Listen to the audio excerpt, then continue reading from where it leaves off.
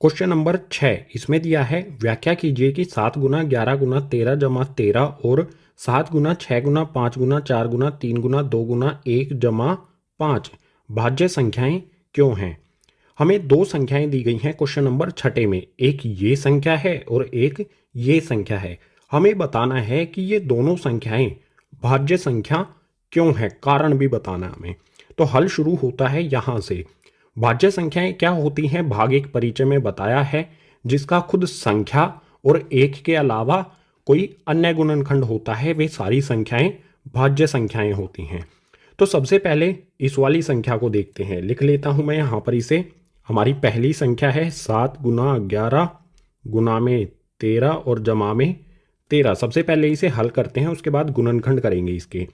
यहाँ पर 7 को 11 से गुना करूँगा।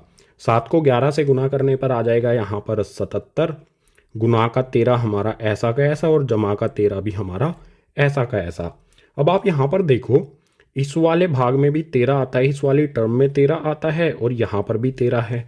तो 13 को हम उभयनिष्ठ यानी कि कॉमन ले सकते हैं। 13 उभयनिष्ठ लेने पर बचेगा क्या, ब्रैकेट लगाता हूँ, 13 उभयनिष्ठ लिया है हमने।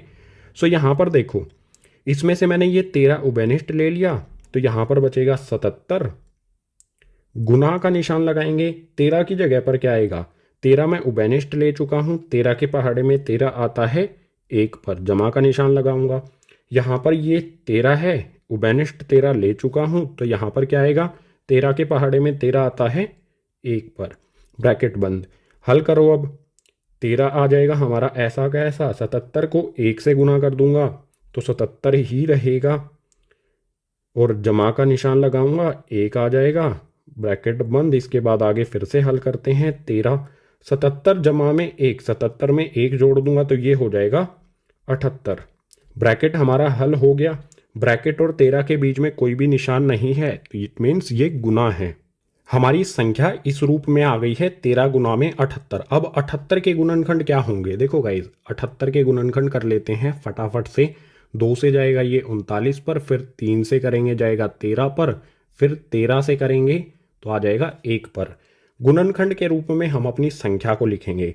यहाँ पर आ जाएगा 13 गुना में 78 को मैं किस प्रकार से लिख सकता हूँ, 78 के गुणनखंड के रूप में, जो क्या है 2 गुना में 3 गुना में 13।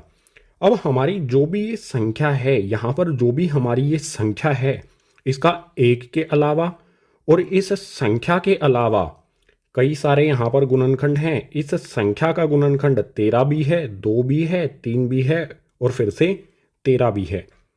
तो ये संख्या क्या होगी, भाज्य या फिर अभाज्य। भाज्य संख्या होगी क्योंकि कई सारे इसके गुणनखंड हमें दिखाई दे रहे हैं। तो यहाँ पर हम लिख देंगे, यहाँ पर मैं लिख दूंगा, यह भाज्य संख्या है क्योंकि इसके 1 के अलावा अन्य गुणनखंड भी हैं। 1 के अलावा कई सारे इसके गुणनखंड हैं, इसीलिए ये वाली हमारी जो संख्या है ये हो जाएगी भाज्य संख्या। बिल्कुल इसी प्रकार से इस वाली संख्या को हल करते हैं। यहाँ पर इसे हटा देता हूँ मैं 78 के गुणनखंड को। यहाँ पर मैं लिखता हूँ 7 गुना में 6 गुना 5 गुना 4 गुना 3 गुना 2 गुना 1 और जमा में 5। ये हमारी एक बड़ी सी संख्या है। वैसे अब इसको हल करने पर यह संख्या छोटी सी हो जाएगी। आप यहाँ पर देखो, जो गुना वाले हमारी टर्म्स हैं, ये एक टर्म है और जमा के निशान के बाद हमारी एक टर्म है।